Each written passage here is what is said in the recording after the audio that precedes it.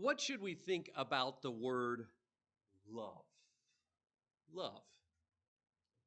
For some, this isn't even a thought. It's just simply a warm feeling that one person has for another person, and it doesn't require any more thought than that. But if you ponder this question for more than, say, 10 seconds, you'll realize that the word love can have a lot of different meanings. For instance, we've heard the euphemism, make love. We understand that that means one thing, and it's very different than, say, the love that a parent has for a child. There are different meanings of love. Could also describe the camaraderie that men experience because they have been through battle before.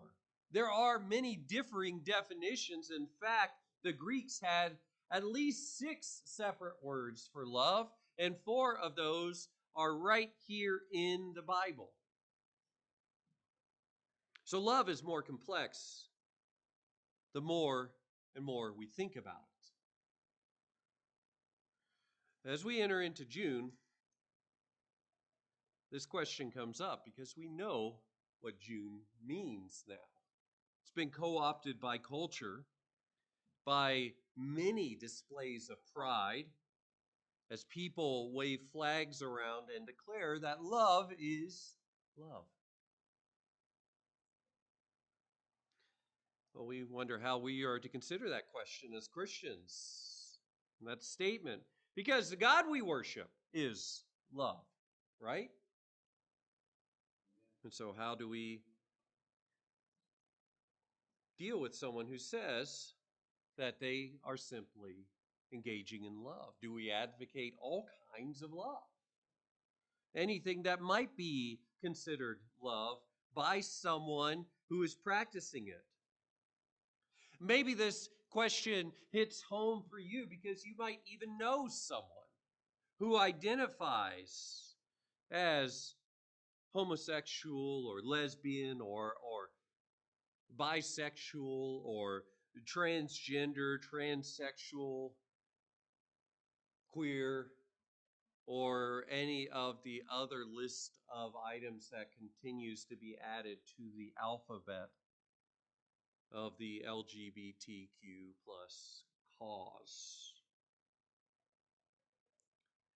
But as we consider the question of love, and we see someone who is rightly made in God's image as deserving love, we also understand that there are lines somewhere. For instance, very few today openly advocate for the talking points of the North American Man-Boy Love Association,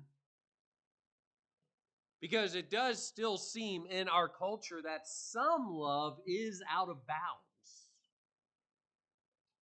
So where do we as Christians draw that line? I will say that this question has been shifting in answers among the Church of Christ as culture is continuing on a downward spiral. Some have said, well, Christians need to just be quiet about this because Jesus never said anything about homosexuality. We're going to see that in this series. Jesus did, in fact, say something about this. He said quite a bit about this, in fact. But let's just settle for this at the moment. Jesus calls people in many places in the Gospels, like for instance in the Sermon on the Mount, to an exalted view of the law and the prophets. He also calls people back to a biblical definition of love, of marriage. He points them back, for instance, to Adam and Eve and their creation. There we go. Sometimes the PowerPoint doesn't want to respond, and I'm up here clicking, trying to be discreet about it, and it just I have to click it a little harder and a little harder sometimes, and then finally it goes. But as we consider this, as we consider these questions, we're going to do this in a series of sermons, and we're going to consider what God actually has to say about the love that is being paraded around during Pride Month. We're going to be considering the fact that society is, in fact, on that downgrade with degrading concepts of both sex and marriage, and ultimately, then, a degrading concept of love. And we're going to see that our cultural moment is, in fact, marked by God's judgment. But let's start by backing up from what society tells us and consider what Scripture tells us. And so let's consider first the definition of sex and marriage, the definition of sex and marriage. Because God has defined these things for us. If we look, for instance, back to Genesis chapter 1, and we're going to come back to this later on in this series. Probably next week. Genesis chapter 1, verse 27. We see that statement. And it is worth remembering that God has created us. And we read that man has been made. God created man in his own image. And that's important. This is something that everyone who is a Christian should agree on. This is a point that everyone who is a Christian should agree on. That we are each made in God's image. Regardless of what a person struggles with, or regardless of what a person identifies as, each person is made in God's image. But we do see specifically in the image of God, he created him, male and female, he created them. And so God in the original creation made them male and female. And then in chapter 2, what did he do? He instituted marriage. He instituted marriage. And he brought the woman to the man. And the man, verse 23 of chapter 2 says, "Now this is bone of my bones and flesh of my flesh. An animal's not going to cut it. It is this woman who has also been made in the image of God." Adam says, "This is now bone of my bones and flesh of my flesh. She shall be called woman because she has been taken out of man. For this reason, a man shall leave his father and his mother and be joined to his wife, and they shall become one flesh." And so God has created these things. Now, as we consider the creation of man in God's image, the fact that we are made male and female, and the fact that God has instituted marriage, we take away from that these are items which God alone gets to identify and define, and they are meant as blessings for us. There are people who complain about this so-called gender binary. Oh, you think in terms of only male and female. Oh, well, it is a shame that you are so closed-minded. No, this is the way God has made us. It is not wrong, and marriage is not an oppressive institution. Can it be done wrong? Sure, it can be done wrong. But marriage in itself is not an oppressive institution. These are pre-fall creations, and God would have us to consider how they are blessings for us and how he has purposes for our good in these creations. In fact, God calls us to live in light of this creation. So Dr. Irv Busnitz, in a journal article, points out 5 commands that God calls us to in his creative work. What are they? He calls us to reproduction. Well, that right there requires a very particular form of a relationship. He calls us to reproduction, to be fruitful and multiply and replenish the earth. He calls us to the union of one man and one woman. He calls us to have the woman functioning as a complement to man, picturing the relationship between Christ and his church, and a fulfilling of the distinctive roles by husband and by wife. These are all implied commands for us as we see the creation mandate, which is not only given to Adam and Eve, it is repeated to Noah as his family is getting off the ark. And we are not fulfilling this if we are embracing any other way of defining either sex or marriage than how God has defined it. Now, we're going to note key scriptures with all of this later on in this series. It's just important for us right now at the start of this series to highlight that both sex and marriage come from God, and they are good. They are good. That's why the family unit, not the individual, the family unit has historically been considered to be the building block for society. And I hope you're hearing that correctly. It's not the individual, it's the family unit that is considered the building block of society. Yes, the individual has rights. Yes, the individual is created in God's image.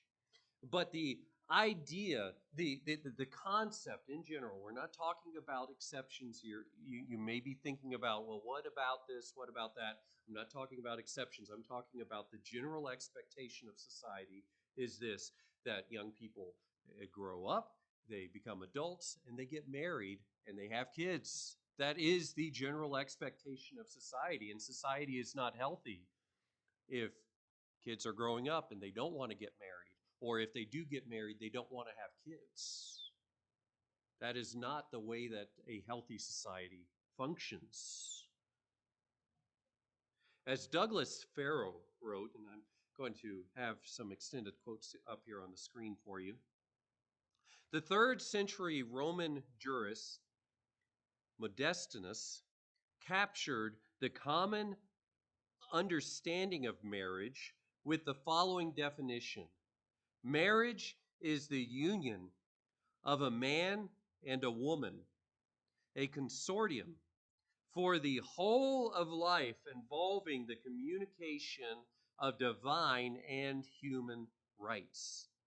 This union and these rights exist not merely for their own sake, but also and especially for the sake of the intergenerational concerns of progeny and property, with a view that is to the conditions necessary for the founding and flourishing of the family.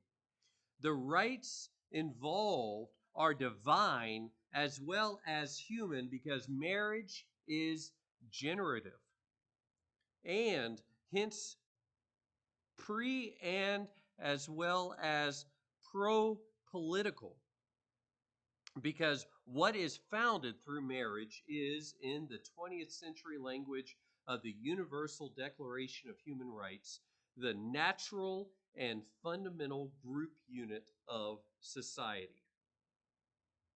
The same elements that found expression in Modestinus perdured and prospered in the Augustinian understanding of marriage as an institution entailing not one, but three interwoven goods: proles, fides, et sacramentum.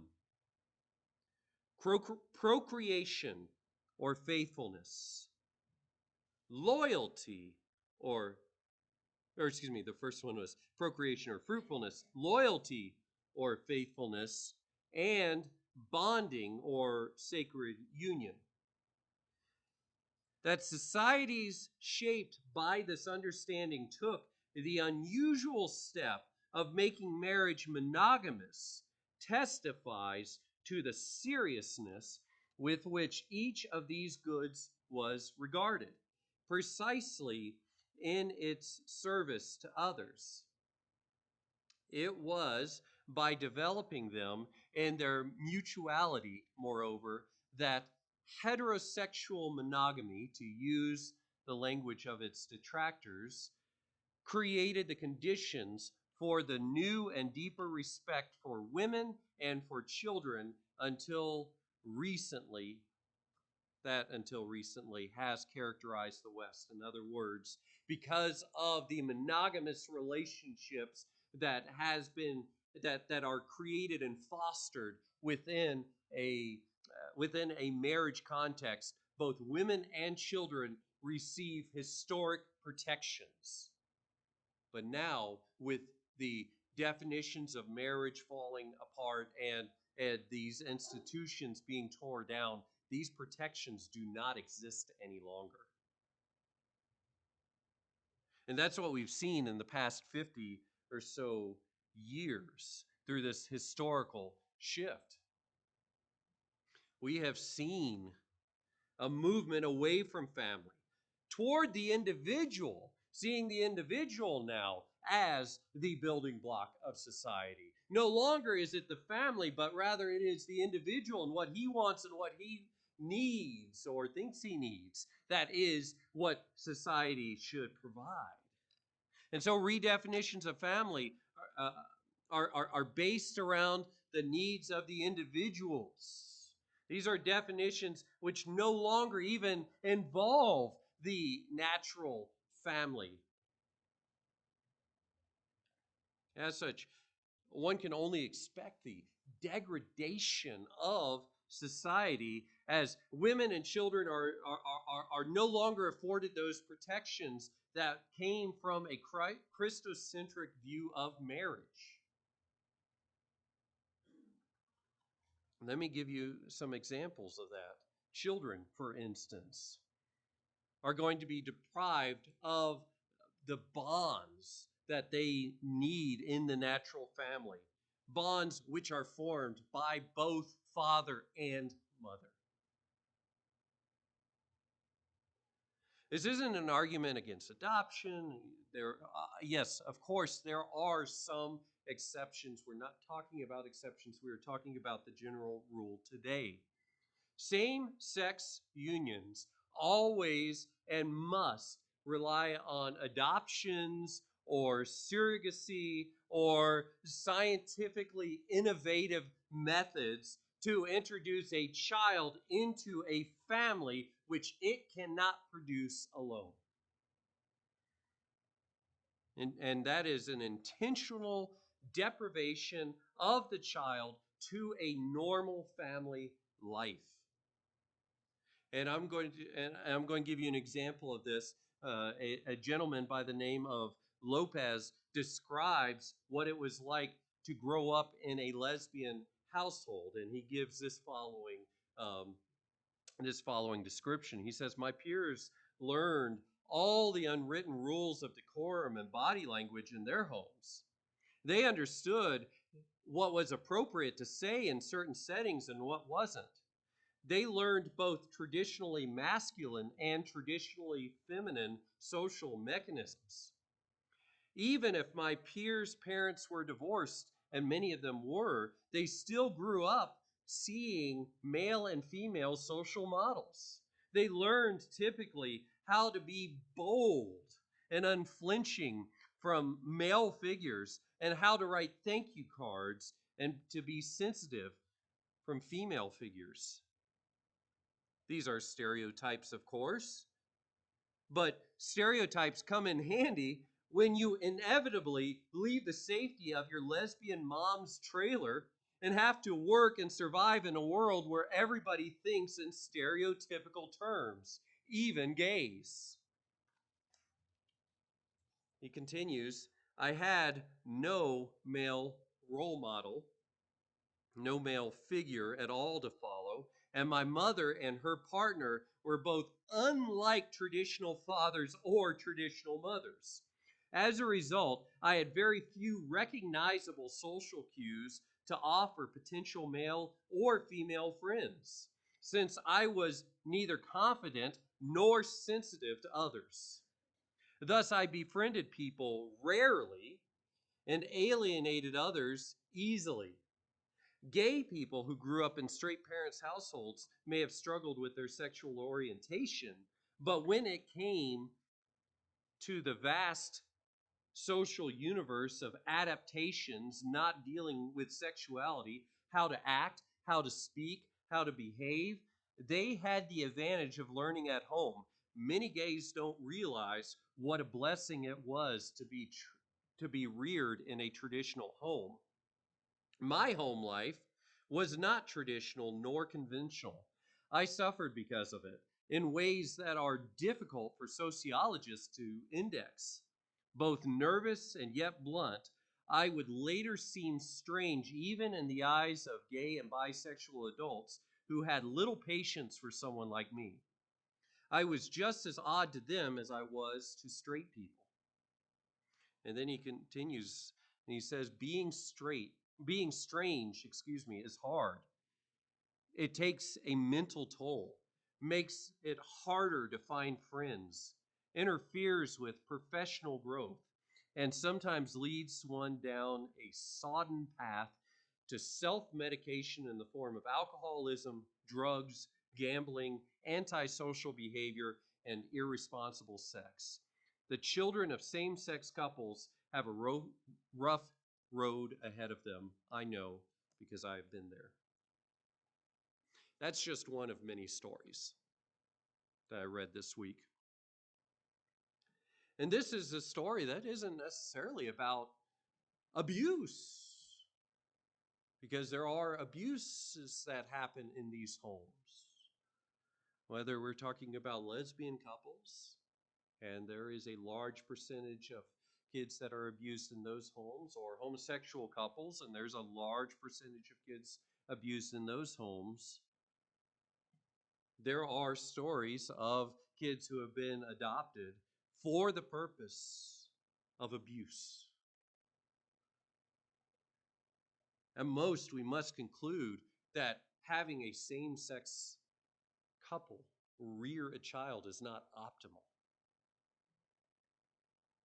and it can have tragic results. Now, that is just considering the effects on children. We haven't even considered what it means to women as these changing social definitions are moving around. As women are today, even as we just saw recently, losing Title IX protections.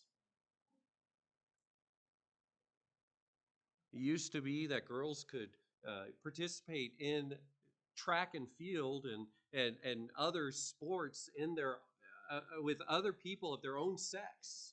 And now, of course, there are boys who are coming in, injuring those girls on the field, and sometimes even injuring them in the locker room as well. There are women who are incarcerated for crimes, of course, that they have committed, but they do not deserve to be housed alongside of male rapists who are housed there now because they say, oh, yes, and by the way, I'm a woman.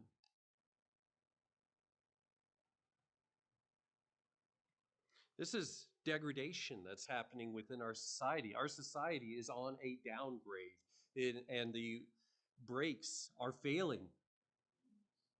Why is that? Well, we have read that here in Romans chapter 1. Romans chapter 1, verses 18 through 32 especially describes this cultural downgrade as these categories are being defined and redefined within our culture. This passage shows us that God's judgment is upon unbelievers, and we see that there in verse 18, that the wrath of God is revealed from heaven against all ungodliness and unrighteousness of men who suppress the truth and unrighteousness.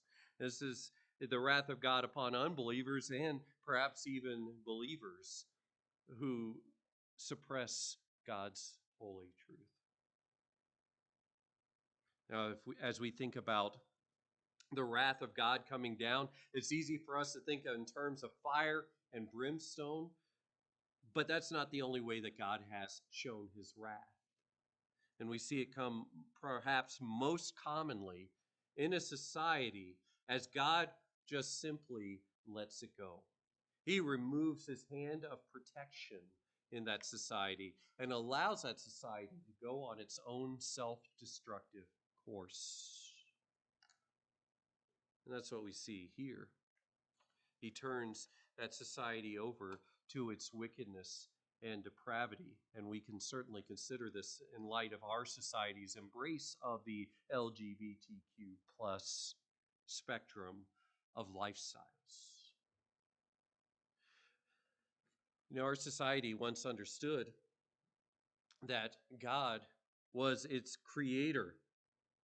Historically, that's what it believed. As we consider the founding of our own country, for instance, there was that concept framed so succinctly in the Declaration of Independence that we are endowed by our Creator with certain inalienable rights.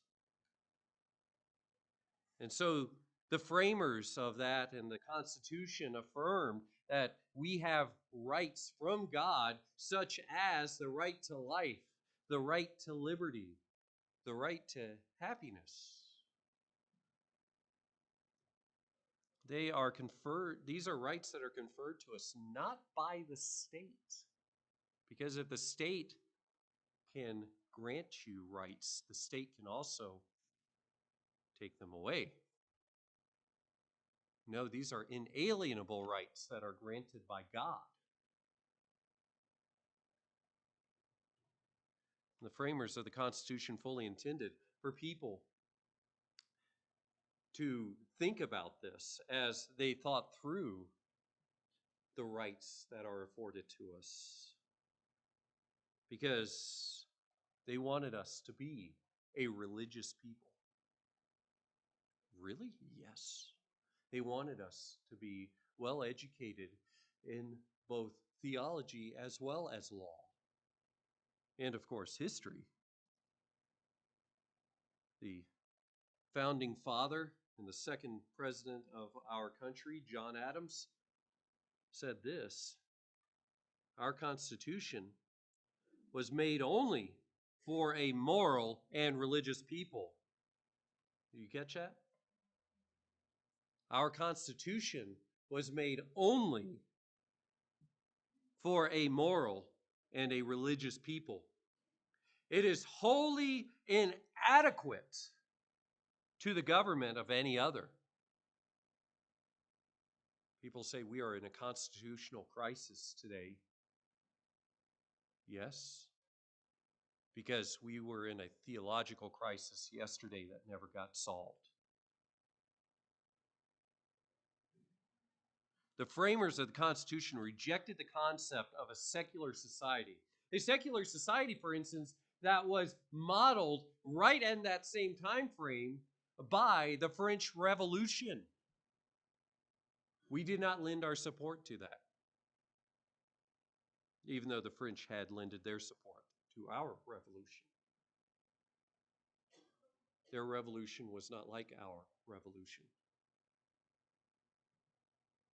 Unfortunately, that would be the secular society that many Americans would come to adopt. It's not as though our framers were all Christians. our founding fathers did not all hold to Christian values, but they understood that we have a creator. Because as scripture says, that which is known about God is evident within them, for God made it evident to them. For since the creation of the world, his invisible attributes, his eternal power and divine nature have been clearly seen, being understood through what has been made, so that they are without excuse. People know that there's a creator. Some people try to suppress that truth and unrighteousness, but they know that there's a creator. Sometimes atheists will ask, oh, so which one of the gods do you believe in? Since you don't believe in all the other gods, you only believe in one. Which one do you believe in? The one you hate. The one you hate. Let's not play games. We all know that we have a creator. And so people are without excuse.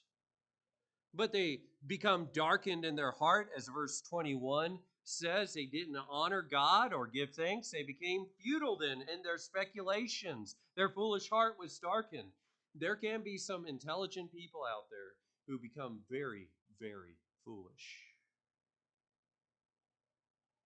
You say, no, we didn't have a creator. It just rained on some rocks. And those rocks formed chemicals which became amino acids, which just happened to come together just perfectly in this pattern to form DNA. And that DNA then created life. No, that is almost as foolish as the thought that aliens did it, right? I don't even know how we would weigh those things. Their foolish hearts have become darkened because it's evident within them. Speculations from intelligent people don't just come, though, in the realm of Darwinism. They are writing papers in institutions of higher learning toward everything, or everything that might move us away, I should say, from creationism or a Protestant ethic toward anything. They are wanting us to embrace any idea that might not be biblical. And so as science began to advance forward, people began to think we just don't need the Bible anymore. We can just move away from any kind of uh, scripture toward something of our own hands, something made of our own hands. John Dewey began to change our public schools. He moved them toward a more naturalistic worldview. And at the same time, our society grew more and more materialistic. What is the result of this kind of idolatry? Sometimes God just simply says, okay, that's fine. And he lets people go. He turns them over. And that's what we read next here. Verses 24 and 25. Therefore God gave them over in the lusts of their hearts to impurity, so that their bodies would be dishonored among them. For they exchanged the truth of God for a lie, and worshipped and served the creature rather than the Creator, who is blessed forever. Amen. The society begins to downgrade, begins to go down that path when there is a sexual revolution. Well, we had ours back in the 1960s. With that came radical feminism, abortion on demand, which, of course, gave people sex without consequences. Of course, now we also have pills that We can have shipped right to your home. So you don't even have to see a doctor. You can just have the abortion on your own, right in the comfort of your own home. We saw the rise of no-fault divorce. We've seen all kinds of things that have come up over the years that have just been chipping away at our values. Of course, the fact is that our values were already crumbling, and God just simply gave us over. But people continue in sin. And so what do we read next? After that, for this reason, God gave them over. Again, we read that God gave them over. This is the wrath of God, God giving people over. And God gave them over to degrading passions. If we say that hookup culture and promiscuity and all of that is shameful and it's dishonorable, here we read about degrading passions. For their women exchanged the natural function for that which is unnatural. This is seen as a particular marker because it's not even the guys who are sometimes who can be very lustful at times. Of course, men can be very lustful at times. No, here we see also the women are engaging in lustful activities with one another, and that is made clear in the next verse because it says, in the same way also the men abandoned the natural function of the woman.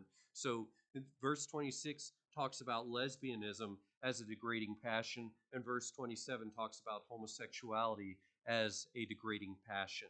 Men abandon the natural function of the woman. This is something that probably would be the point at which we get kicked off Facebook or something like that, to say that there's something called natural function. A man and a woman is natural. A man and a man is not natural. A woman and a woman is not natural. That is degrading.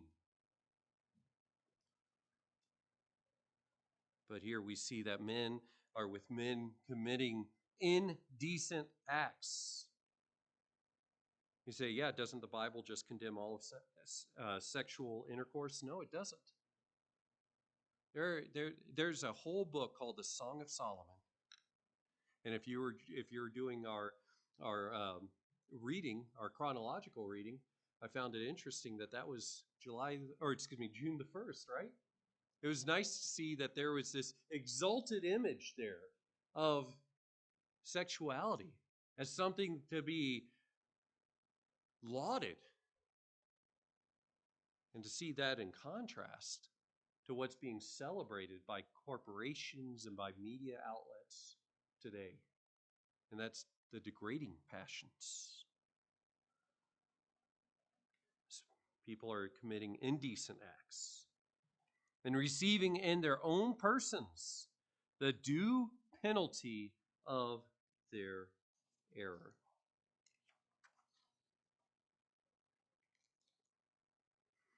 So there is a homosexual revolution that takes place, and we also had ours. Not just a sexual revolution, but a homosexual revolution. Secular academia began proclaiming concepts along these lines here. There's a new dogma known as queer theory that was being promoted within our universities and journals. This is one of the critical theories, and you may have heard, because it's been in the news, critical theories, critical race theory, things of that nature. Like with critical theories, queer theory's aim is to correct apparent disparities and power dynamics in our culture. It interprets all data that it examines through the lens of oppression. For instance, in this case, it seeks the abolition of the supposedly oppressive family structure. I mean, imagine a man and a woman and three kids, maybe a dog. How oppressive is that? And so they see that as oppressive and they want to correct that. Males oppressing females, adults oppressing children, telling them when to go to bed and things like that. As well as the removal of heterosexual norms, or as they call it, heteronormity, as though that's something that's wrong in society. They see it as heterosexuals oppressing sexual outliers like homosexuals, lesbians, bisexuals, etc. It also seeks to tear down other norms like the so-called gender binary. They've changed the term sex, or they have co-opted the term sex, and and and and use instead this term gender, which is a word from grammar, to try to redefine what it is to be male and female. With that, they seek some kind of a new way of considering these things. You know, it's funny, I was told as a younger man, as a younger believer back in the 90s, that we need to watch out for New Age, that New Age was coming, New Age is going to change everything. And for a little while, I thought that maybe those concerns were overblown. Sure, there are people who buy their crystals, and, wear them around their necks, and you know, try to call fairies up, or whatever else that they are trying to do. But New Age practitioners and occultists have long touted, in the 60s, 70s, 80s, they have long touted the idea that we need to move in society toward androgyny, where we lose anything that is distinctively male or female. That the best thing for a person to do is to, if he is male, to to try to soften his features, or if the person is female, to try to harden her features, so that there is nothing that is distinctively male or female anymore. It is just simply androgynous. It's funny how the objectives of queer theory have seemed to achieve that in many circles, as it is touting neo-Marxist ideas from folks like Foucault and others. Everything that we are seeing accepted today has been proclaimed in the halls of our universities by activist professors for generations. This is not new stuff. It has been going on for a long time. It is only now becoming accepted.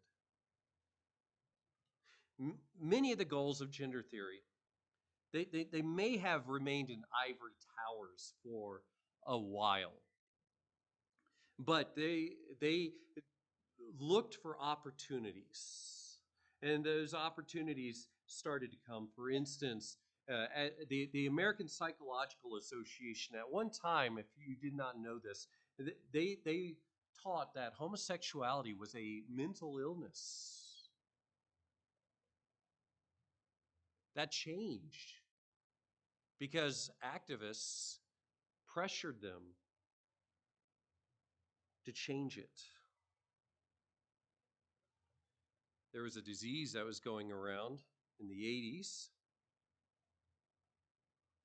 that became very famous and was something that a lot of people were concerned about.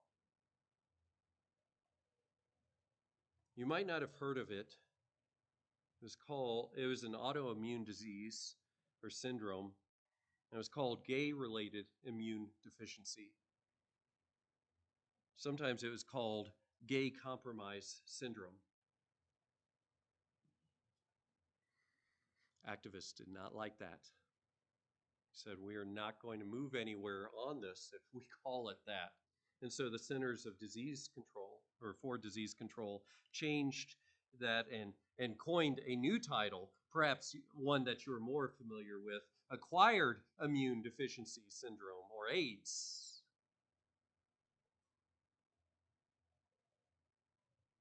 Such steps of these kind were made to remove potential sources of stigma against homosexuality. Popular culture, as it was embracing more and more sex and drugs in its entertainment, began signaling that it would be willing to change its mind on these issues. And so the 1990s afforded a, a prime opportunity for a push. The number of households in the 1990s, which were occupied by married couples, plummeted below 25%. I don't know if you knew that it was that bad in the 90s, but we got to a point where married couples only occupied less than 1/4 of American households. And that fostered an environment that was conducive to the redefining of the family for future generations.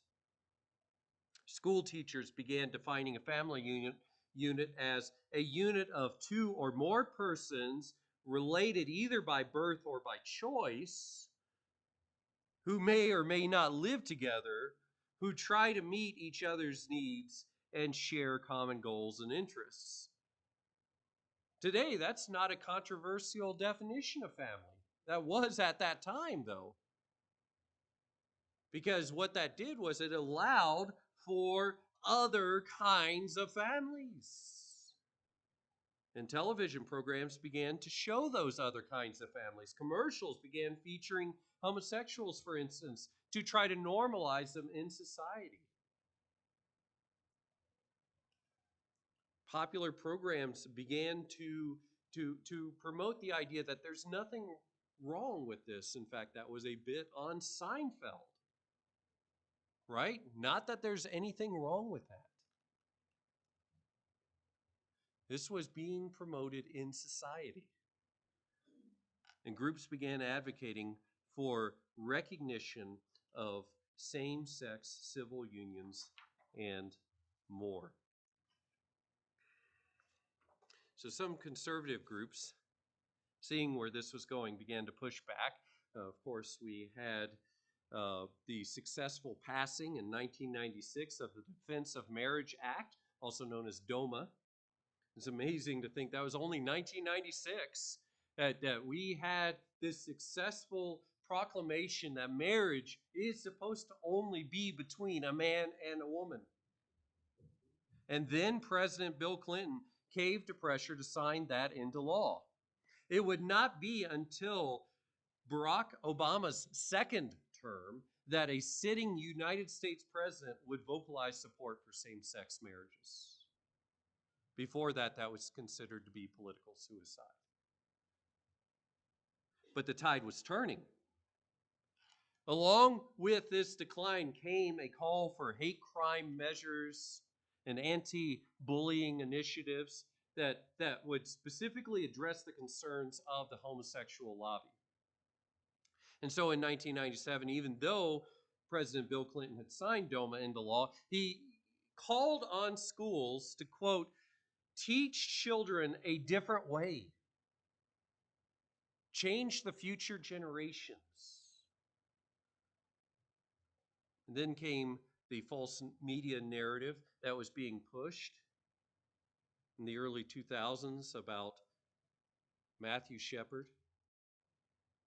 We were told he was murdered because he was a homosexual. Of course, the truth was that it was a drug deal that had gone bad. But the die had been cast. Public schools would begin teaching LGBT history to try to overcome all this supposed hate and all these crimes that were happening. They would begin flying those rainbow flags that we now see in classrooms today. Of course, on the surface, it was all about equal rights. Gay people just want the same rights as everyone else. Of course, a gay person could always marry. That was never an issue. You just had to marry a woman. But that, of course, wasn't what they were after. So in 2004, Massachusetts became the first state in the Union to legalize same sex marriage. State after state followed. And then in 2015, the Supreme Court ruled in Obergefell versus Hodges that all states must recognize same sex marriages under the 14th Amendment. And then to codify that came the 2022 Respect for Marriage Act. That replaced DOMA as the doctrine of our land. The Respect for Marriage Act now says that we have to respect all marriages, even those we disagree with. Understand this redefinition of marriage was not the goal. This is not what people were seeking. This was just a stepping stone to a larger goal. In 1994, homosexual writer Michelangelo Signorle, we'll go with that. He writes, a middle ground might be to fight for same-sex marriage and its benefits, and then, once granted, redefine the institution of marriage completely. To demand the right to marry not only as a way of adhering to society's moral codes, but rather to debunk a myth and radically alter an archaic institution. In 2004, a lesbian author wrote this: we must keep our eyes on the goals of providing true alternatives to marriage and of radically reordering society's view of family. Marriage was not the goal. It was the tearing down of marriage. It was the destruction of marriage. And that's because the large majority of those in the homosexual community, they do not want monogamous relationships. And just consider the extreme rates of promiscuity among homosexuals. Some 83% of homosexual men surveyed estimated that they had sex with 50 or more partners in their lifetime. 43% estimated that they had sex with 500 or more partners. And 28% estimated that they had sexual partners numbering above 1,000. Of these encounters, 79% of them were strangers.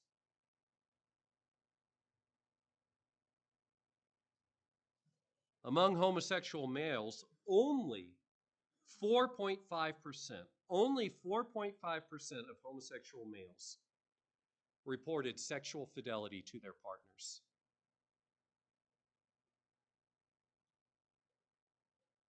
The extremely high rates of fornication, which, not to get graphic, but often involve tearing and bleeding of flesh, is the reason why certain diseases like AIDS and monkeypox can uniquely grip the homosexual community.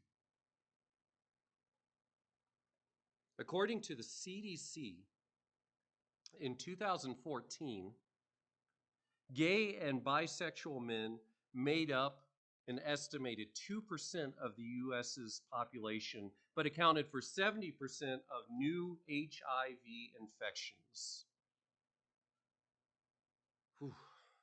And in 2015, those aged 13 to 24 accounted for 92% of new HIV diagnoses, among all men in their age group. Of course, this isn't just about the gay men. Lesbian and bisexual women also are at a greater risk of both breast and lung cancer. And I have notes for all of this I can share with you later if you want them. They are at increased risk of adverse sexual, reproductive, and general health outcomes compared with women who reported sex exclusively with men. This says nothing of the physical trauma and mutilation that is often associated with the LGBTQ lifestyles. The physical results of that sin, whether it be tearing or rectal distension or sexually transmitted diseases, infertility, all of these become what Scripture calls here the due penalty of their error. And this is just touching on some of what we have been discussing here. There are so many societal things that are shifting today. We just briefly mentioned about how the term gender has been co-opted for queer theory, and how and now policymakers have passed legislation in some places to criminalize misgendering someone. If you still call him Bruce Gender, Bruce Jenner, woo, that's a slip of the tongue, right? Bruce, if you still call him Bruce Jenner, uh, and there are some places you might actually risk some kind of prosecution on that. Judges may even revoke parental rights for those who don't want their own children transitioned. Government documents are removing gendered language like mother and father from birth certificates. It's just parent one and parent two now.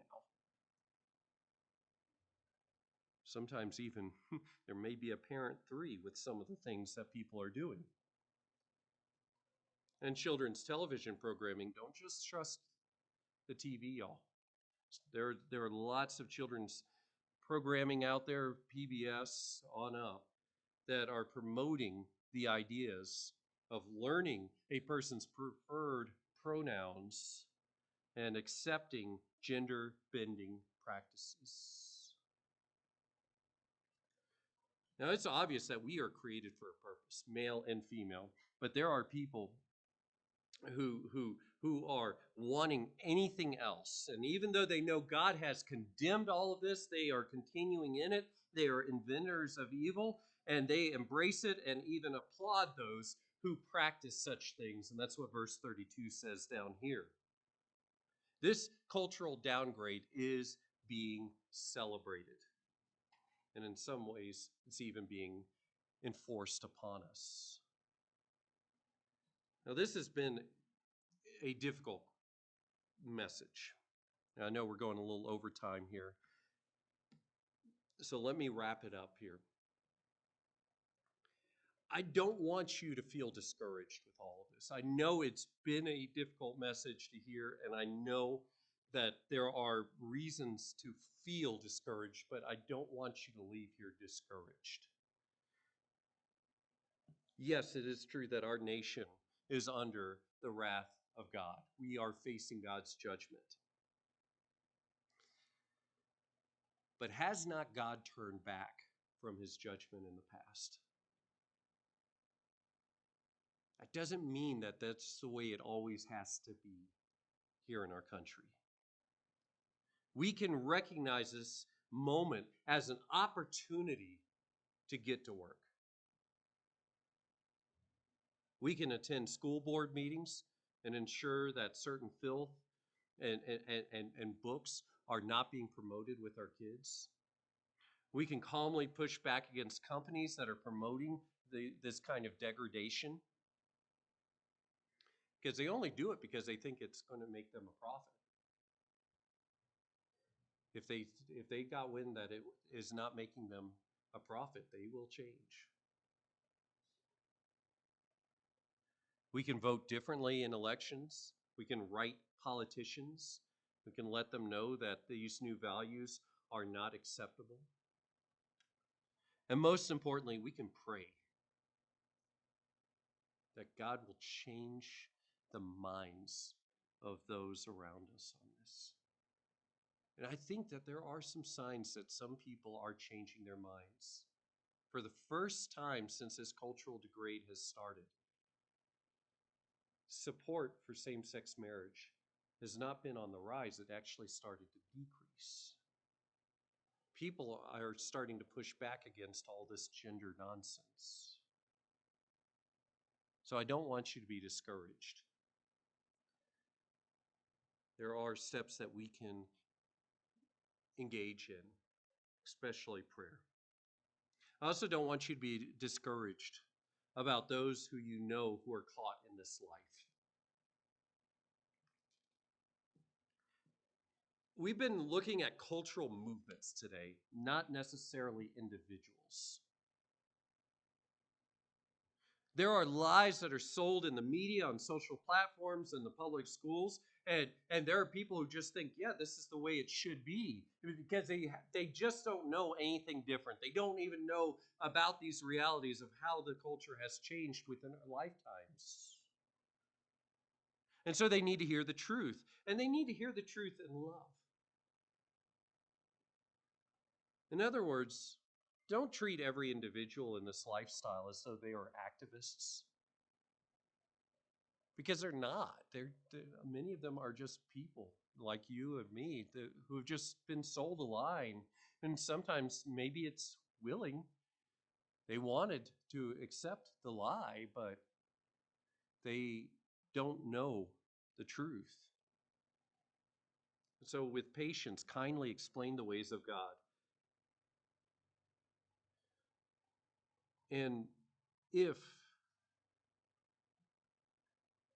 there is someone in here who is perhaps privately struggling with same sex attraction or with what the world calls gender dysphoria, you're not comfortable in your skin, I don't want you to feel discouraged either, dear one. You may hear these words and you may say, oh, so God has turned me over. You are not irredeemable. Whoever you are not irredeemable. We've noted before in 1 Corinthians chapter 6, verses 9 through 11, that there were people in the church of Corinth who were homosexual, but they got saved, and the Lord cleansed them from that lifestyle. God can not only just save you in Jesus Christ, He can save you in Jesus Christ if you seek Him. But He can not only just do that, He can wash away what we've been reading about here, the vile affections, the degrading passions. All of that can be cleansed in Jesus Christ. And like with any sin, there is power available in the Holy Spirit to help you to overcome. For he who the Son has set free will be free indeed. There is hope available in Jesus Christ.